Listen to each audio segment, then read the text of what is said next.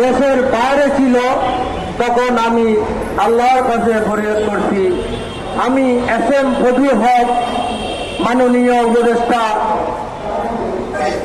বেগম জিয়ার উপদেষ্টা, ওনার সাথে ছিলাম।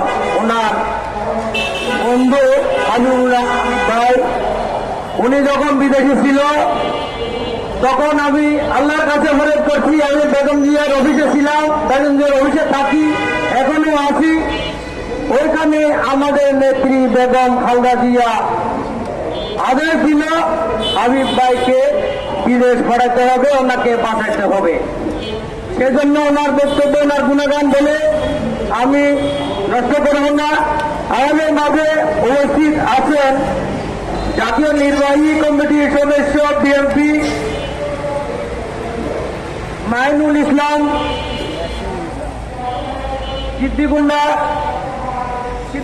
মিয়া ভাই, সিনিয়র আইনজীবী, আপিল বিভাগ, সুপ্রিম কোর্ট, উপদেষ্টা, জাতীয়বাদী চালক দল। আমাদের মাঝে আরো উপস্থিত আছেন আমাদের